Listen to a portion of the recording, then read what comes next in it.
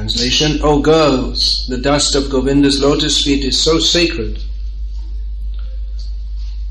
that even Brahma, Shiva and the goddess Rama take that dust upon their heads to dispel sinful reactions. Purport: according to Srila Vishwanath Chakravarti, who quotes from Shastra, each day in the late afternoon, as Krishna returned from the cow pastures with his cowherd boyfriends, great demigods like Brahma and Shiva would come down from heaven and take the dust of his feet. Great personalities like the goddess Rama, the wife of Vishnu, Shiva and Brahma are not at all sinful, but in the ecstasy of pure Krishna consciousness they feel themselves fallen and impure. Thus, desiring to purify themselves, they blissfully take the dust of the Lord's lotus feet on their heads. Well, that was a surprise for me to be plunged into the most intimate part of the Srimad Bhagavatam, which is the establishing the greatness of Srimati Radharani. It's in the previous verse, although she's not directly mentioned.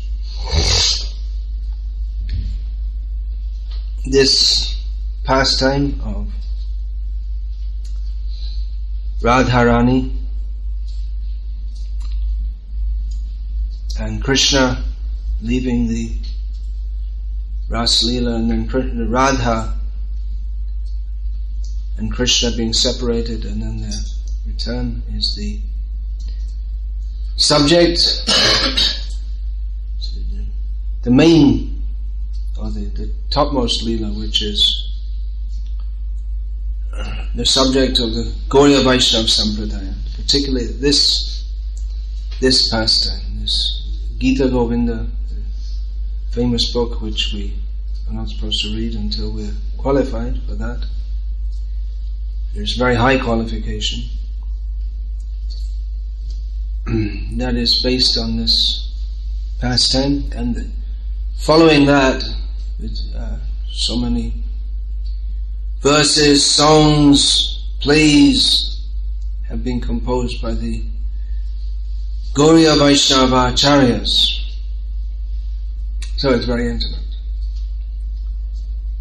If we consider that Krishna is not very easy to understand, Vedeshu durlabham, adurlabham atma bhakto, manushanang sahasreshu, kaschid yatati siddhiya yatatamapi siddhanam kaschin mang vedi tappataha. Krishna is not easy to understand. And we are to understand Krishna. How are we to understand him? Matah parataram nanyat kinchid asti dhananjaya. He is the source of everything. He is the Aishvaryasya samagrasya viryasya yashasya shriyaha jnana vairagya yaschaiva shandang bhagatingana. He is the Supreme Lord, full of 6 opulences, and there are hundreds and thousands of verses praising the greatness and glory of Krishna. But Krishna himself feels subordinate to Radha. So, how great is she? Some people object that, well, we don't find much about Radha.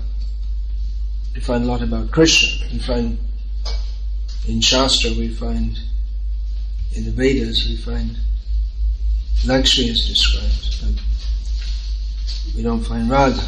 No, we don't. She's not advertised. It's difficult enough for the conditioned souls to understand how great is Krishna. And then if we have to tell them that Krishna is subordinate to a village girl, that is not possible for them to understand. What to speak of not possible for the conditioned souls to understand, even for liberated souls, even for devotees to understand.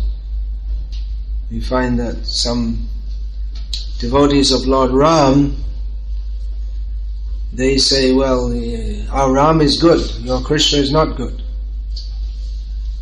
our Ram is very moral, your Krishna is not very moral. To understand Krishna's morality, to understand Radha's morality, that is not the subject matter for ordinary people. Radha's morality is that even though she is superficially married to another man, or officially, not only superficially but officially, she is fully dedicated to Krishna. So this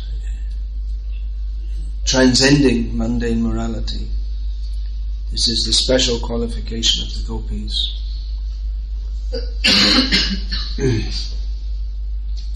Here is described about the lotus feet of Govinda. Yes, in describing the glories of Radha, the gopis, they're also going on this track. They're saying how the great demigods, they worship the dust. Not only the great demigods, even Rama, Lakshmi Devi herself, they take the dust of the lotus feet of Govinda upon their heads. So the dust of the lotus feet, this is something absolutely non-understandable in Western culture. How devotees who are akinchan, they have nothing in this world, they have nothing to desire, they're completely aloof, they don't own anything, but they crave the dust from the lotus feet of Govinda. Even what it is in Western culture is difficult to understand, because there's not so much dust of feet. Mostly people wear shoes, and it's not really like that fine grit, I suppose you could call it, that is common in India when people walk, and most of the year it's dry. Not now, it's rainy season in India now, but most of the year is dry, so when someone walks barefoot or even with shoes, then some dust will adhere to their feet. So that dust, the dust of the lotus feet of Lord Krishna and of great persons, that is considered most valuable by pure devotees. They desire to get that dust. They have no desire for gold, they have no desire for kingdom, wealth, but they desire the dust of the lotus feet of Krishna or his great devotees. Here it's stated that the dust is taken upon the head to dispel sinful reactions. That's an effect of taking the dust of the Lord and his devotees.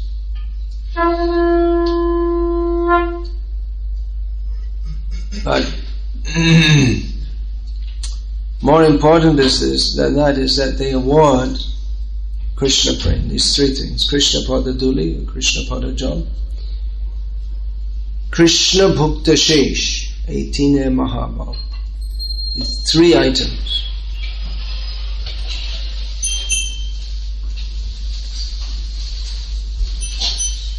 The dust of the lotus feet of devotees, Shuddha Bhagata Charanarenam, Bhajana Anukul.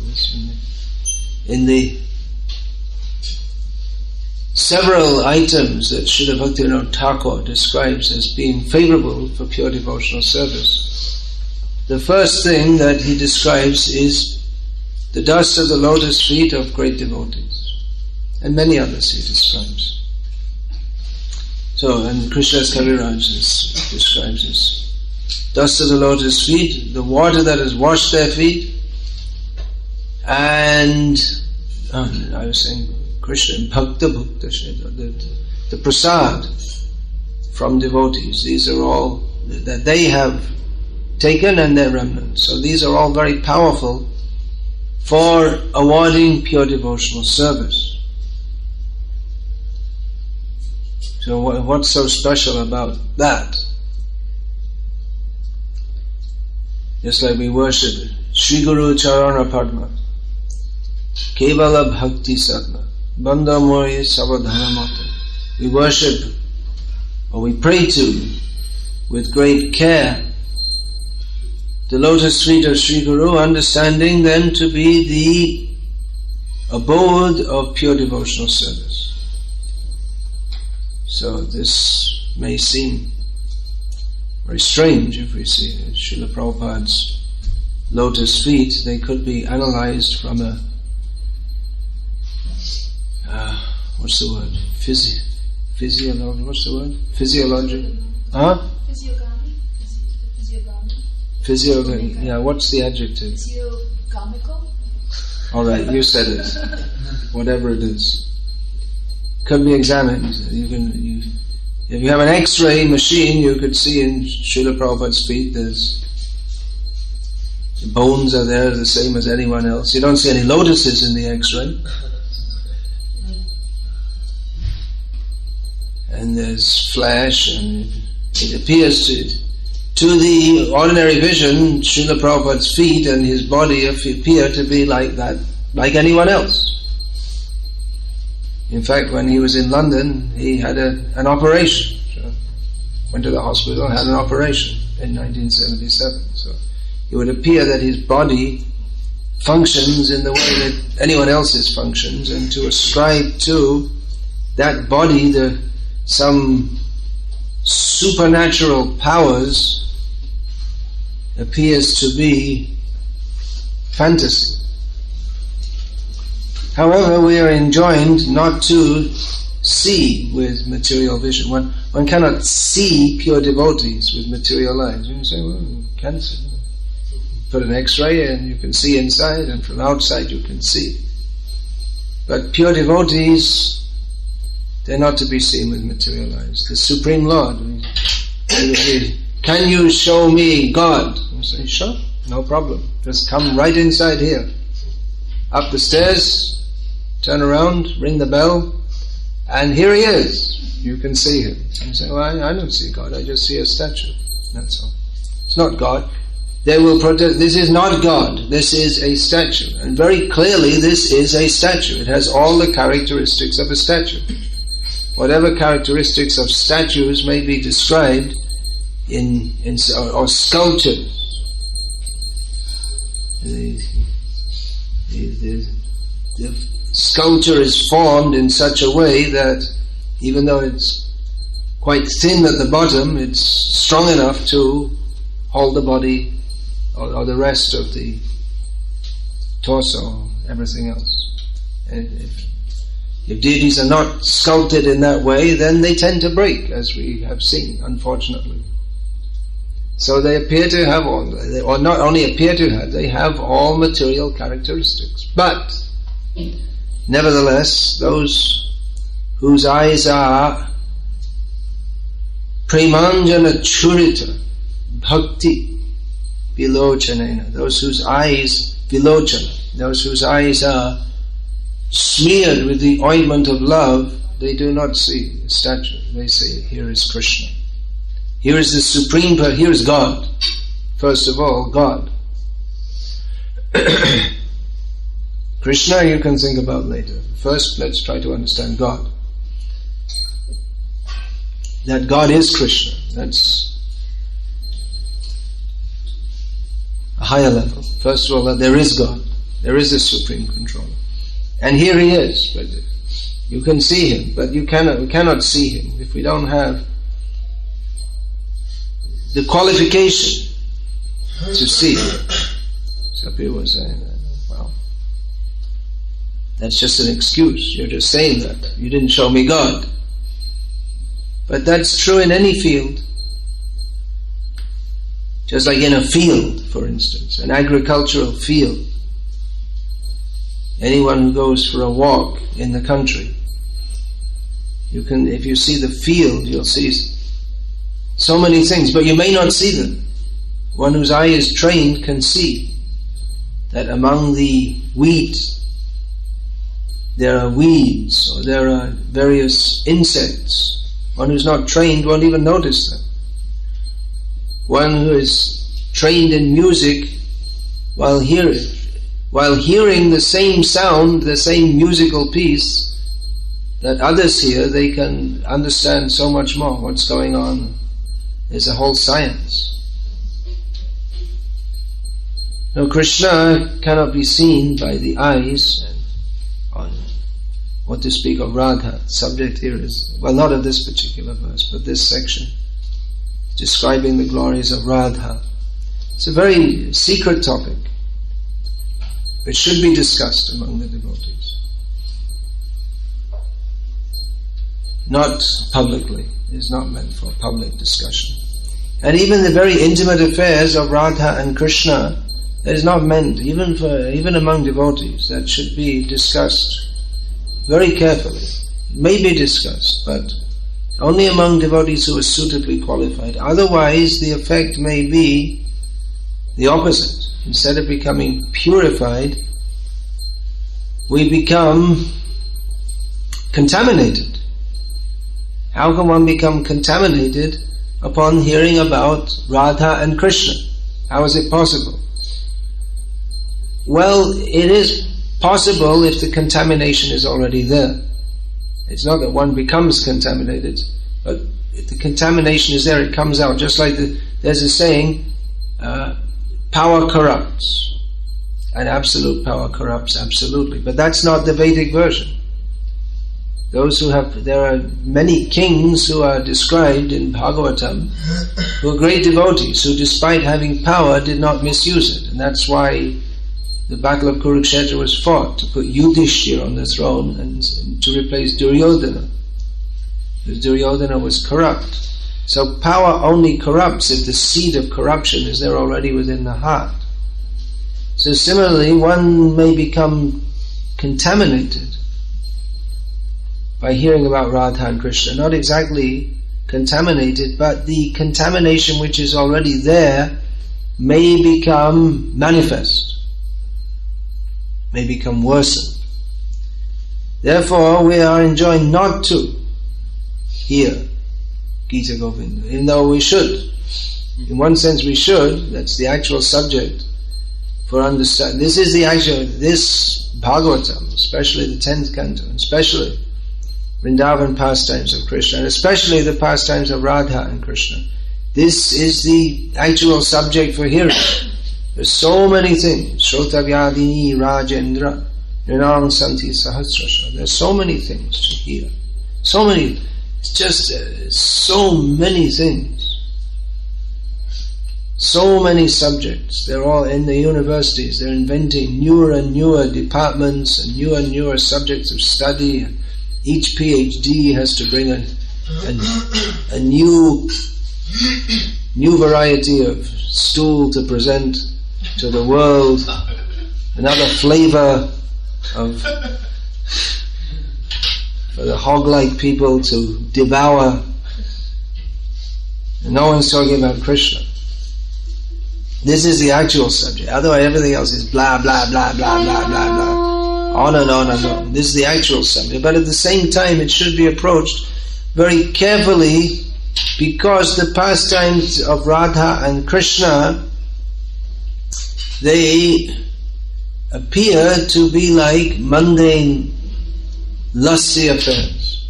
And if the seed of lust is within one's heart, then that may sprout, or if not just the seed, there may already be quite a healthy tree of lust within the heart, quite a robust weed. So, in that state, to hear about the intimate pastimes of, it means the sexual pastime. To be frank, to be straightforward, it may appear like mundane sex. Therefore, one has to approach, first of all, with a philosophical understanding. How great is Krishna? Simply by hearing about him, one becomes, simply by mentioning his name, remembering his name, one becomes purified. Shrinvatang swakata Krishna punya shavana kirtanaha hridyantas tohya bhadrani vidhunoti suhrit satam. Krishna, by hearing about him, all the nasty things in the heart are cleansed away by his own personal intervention upon those who are sincere to become purified. So to understand, Krishna is all purifying. Krishna is so great that even the great demigods like Brahma and Shiva, they put the dust of his lotus feet on their heads to remove their what they consider to be their contamination. One cannot become Brahma without being highly purified. So it's not that Krishna's lusty affairs, it's not that they are mundane. Otherwise, why would great sannyasis like Chaitanya Mahaprabhu, Shankaracharya, Madhvacharya, they all praise Krishna. They're all sannyasis. Why do they praise Krishna? If he is a mundane, lusty person. So this is to be understood. Krishna is apapa vidham. Srila Prabhupada used this term, prophylactic. It's by hearing apapa vidham means he destroys sin, and by hearing about him one becomes immune to being sinful. So nevertheless, these pastimes of Radha and Krishna, they're so intimate, and they appear so much to be like mundane, lusty affairs, that for those who are not already highly purified, to hear about them may be dangerous for them. So here in the Bhagavatam, they're alluded to, they're not described in great detail. Other literature, other literary works describe them in detail, but those works, especially Jayadev's Gita Govinda, then the writings of Chandidas, Bhavabhuti, the Ramananda Rai's Jagannath Vallabh Nataka, and other works. The Chaitanya Mahaprabhu, he used to hear in the company of Swarup Damodar and Ramananda Rai, not publicly. He would not discuss these subjects publicly. So this is the proper subject matter for hearing, but one has to become qualified. Now there is the verse right here in the Bhagavatam. What is that? Shraddhanvita. How does that verse begin? That by hearing the pastimes of Krishna, all the lusty, with faith, then the lusty desires of the heart, they will be taken away. But the example of our acharyas is that even though that verse is there, still there's a qualification. One has to, that's why there are acharyas. Otherwise anyone can pick up any book and read anything, as is what's going on nowadays in ISKCON to a large extent. There are many books, and many people can just pick up any book and read anything they like, but the actual system is that one is to study under an acharya and who will direct. Now you read this, now you, and reading together. Not that everyone, it's not just do it yourself. Learn Krishna consciousness in 30 days. You get a book. Do it yourself job. But one should be guided. Now you can do. Now you do this. Or even if one has an inspiration, that I have an inspiration to learn about such pastimes, even then one should take permission from one's guru. There was a disciple of Bhaktisiddhanta Saraswati. He'd been a brahmachari for many years, since he was a child. He asked for permission to read Ujjvala Nilamani, which is a very high-level discussion of specifically of the Madhurati, or the love of the gopis for Krishna. So I'm told, I haven't read it. So he asked for permission and he was denied it. He asked for permission again, he was denied it. Still he read it. The result, he went home and got married. He desired to enjoy. Because there's a description of sex. How to kiss and all this kind of thing. Or the kisses of Radha and Krishna. So, well, sounds good, we may think, and then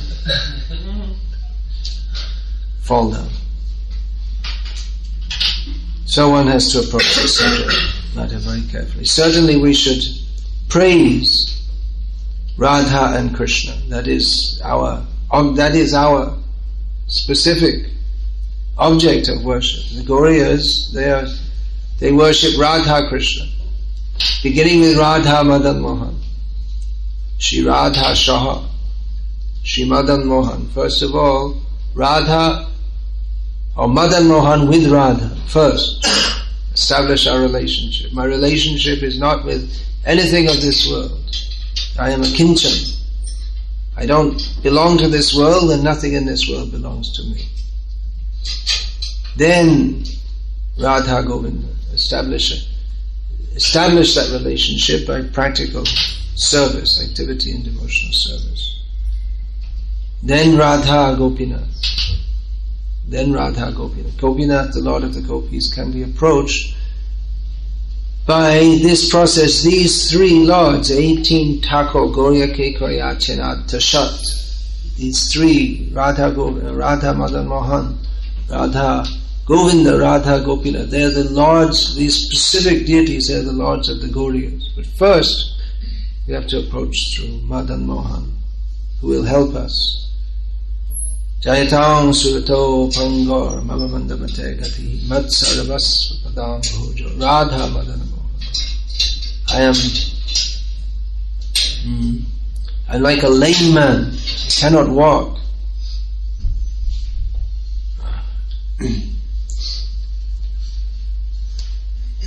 I cannot walk, and therefore I cannot approach the goal of Radha Krishna. But my all in all are lotus feet of Radha Madan Mohan. So therefore they can carry me. That by their mercy we can be carried to the lotus feet of Radha Gopinath, who are not different. They are. There's no difference between Radha Madan Mohan and Radha Govinda, and Radha Gopinath. But how one should approach Krishna at various levels, this is to be understood. So I haven't gone in very deeply into this subject. It seems that leading up to Sri Radhashtami by discussing these subjects, but carefully. We should go carefully. There are many nice songs of Srila Bhaktivinoda Thakur and others, Rupa Goswami, describing the glories of Srimati Radharani. They are very suitable for us to recite in glorification of Srimati Radharani. That glorification of Radha is never separate from that of Krishna. We worship together, Radha and Krishna. Some devotees, they emphasize Radha so much, or presume themselves to be such great devotees of Radha that they don't chant the name of Krishna. They just only Radha. Radha, what is that? Radhana Megai Krishna Chandra. Narottam says that we have to chant both the names, because by chanting the name of Krishna we'll please Radha, and by chanting the name of Radha we'll please Krishna. And therefore we chant Hare Krishna, Krishna Krishna, Hare Hare, Hare Rama, Rama Rama, Hare Hare. Are there any questions about this?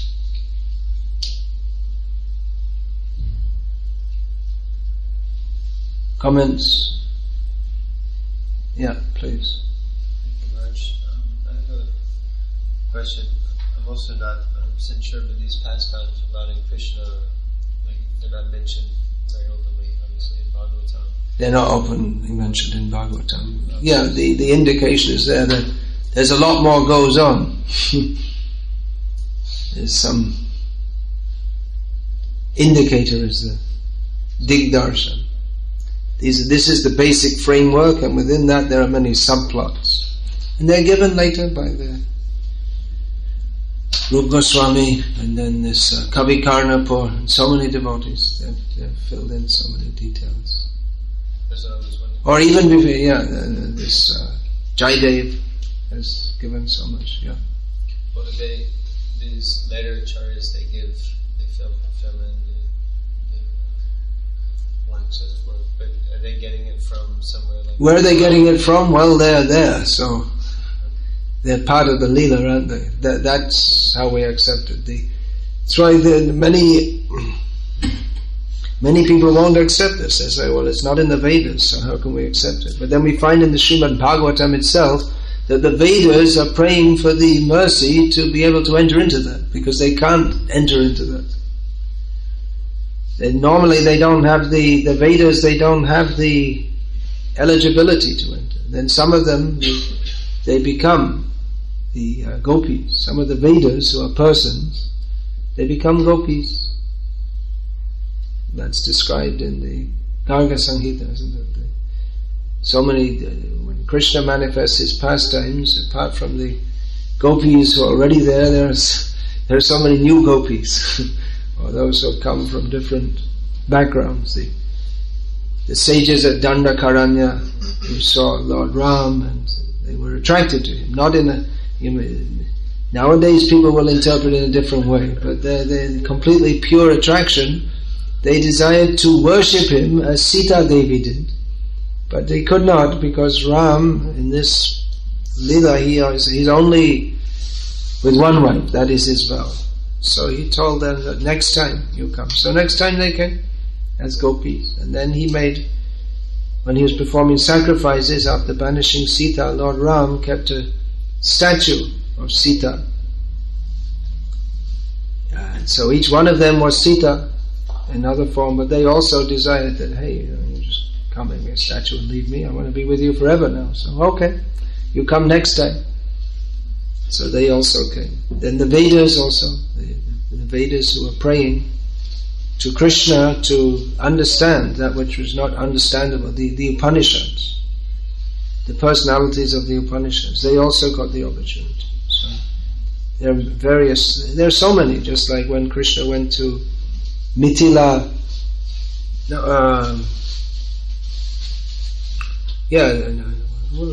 Ram, when he went to Mithila, to Janakpur to take Sita. Of course, he apparently didn't know he was going to take Sita, but Vishwamitra knew he was. He brought him there. So all the other young girls, they also thought that, well, what's the use of having any other husband apart from him? So they also got the chance the next time to become gopis. So anyway, I can't remember what's that got to do with the question. What was that? It was where did they get all this from? Yeah, well, Rupa Goswami, he's there. He's part of the Leela, so he's in another form recounting that. Yeah, I'm saying we accept this. Not everyone will accept it, because they say we only accept what's in the Vedas. But then we find in the Srimad Bhagavatam that the Vedas themselves declare their incapability of entering into various intimate leelas of the Lord. Especially among the Vaishnavas, Madhvacharya, he's very much down on these gopi leelas. He doesn't appear to like it. and his followers, they're very strictly, no, we only follow what's in the Vedas. But Madhvacharya, he has very strongly established that the Supreme is a person. But then if he's a person, what's he doing? Is his personality limited? What is this mundane sex that goes on in this world? What is that? If it's not in the Supreme, then there's something here which isn't there. So it follows as a logical conclusion that these things should be there, but it's not public subject matter. It's not like in the newspapers they have all the private lives of the king and the queen and all this kind of thing. It's the modern age, but traditionally that's not. Even the children won't be poking their noses into the elders' affairs, and for the citizens to know all the private life of the king and queen. That's not civilized. There's certain persons who are very intimate members of the court. They may know. They may even share in that. They may be bringing messages here and there. So, but it's not public subject matter. So, of course, the Vedas are also not public subject matter. It's not meant for everyone. That's also meant for suitably qualified people. But then the intimate pastimes of Radha and Krishna, that's it. It's intimate. It's God's private life. So it's private. It's not meant for everyone. Only those who are allowed. Admission by permission only. Management reserves the right of admission. Not everyone's allowed there. You can't say, oh, well. So, yeah, it's difficult for people to accept. It's difficult for people to accept if they haven't accepted the full import of what it means to be a person.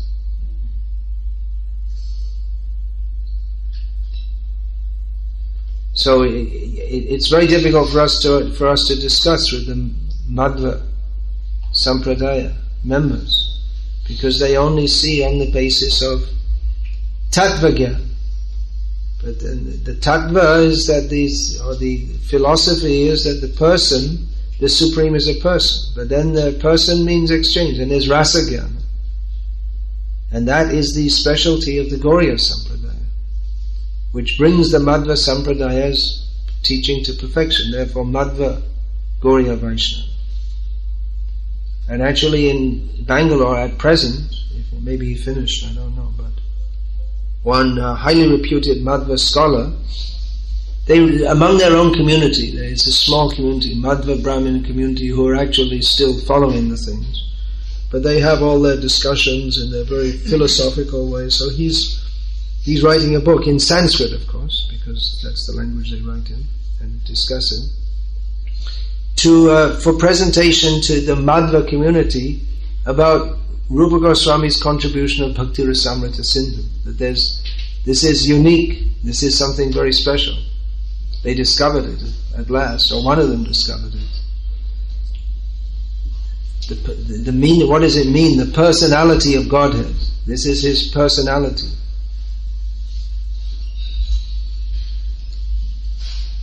So we have very great things, no doubt. This perfect questions, perfect answers is being distributed on the streets here in London. It starts off with Srila Prabhupada describing Krishna as a rascal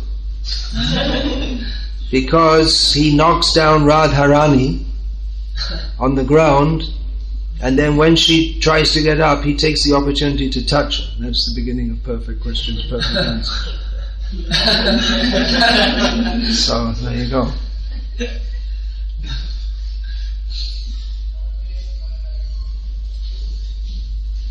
And that beyond birth and death, that starts with a very complex discussion of Nirvisheshvad and Buddhism, like that. So what things we're distributing? People, they have a beer in one hand, a cigarette and a girlfriend in the other, and here, take this book.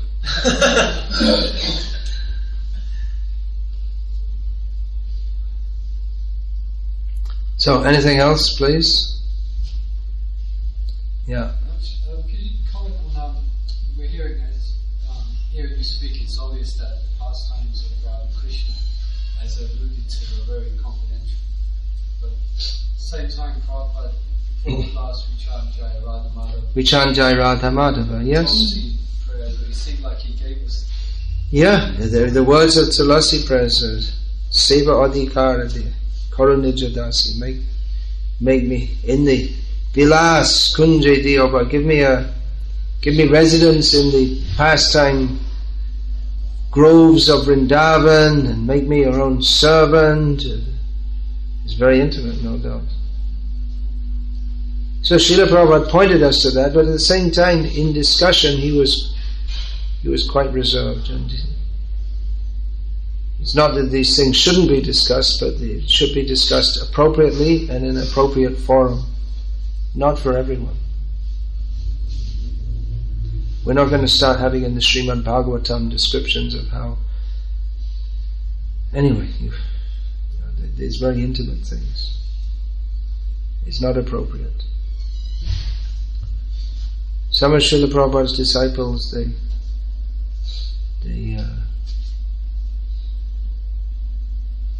sometimes at Govardhan they get together. I don't know what they discuss, but I can imagine. But some of them, they're reading some of these. Exactly which pastimes I don't know, but Srila Prabhupada said that one should go to Vrindavan and study the works of the Goswamis. So it's not banned for devotees, but one has to have a suitable level of qualification. And if you're not sure, then you're not qualified. That's all. Am I qualified or not? If you ask the question, then not qualified. Just like brahmachari, should I get married or not? If they ask the question, you should get married. That's all. If you're thinking about it, then not much chance.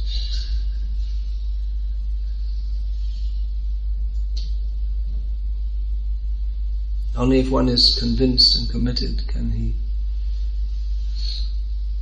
go on throughout life. Of course, being a brahmachari doesn't mean just gritting your teeth and holding on. It's a lot more than that. But that's why I'm saying, that's why if you're asking, then you're not ready. So, Hare Krishna. Srila Prabhupada ki jai. Srimad Bhagavatam ki jai.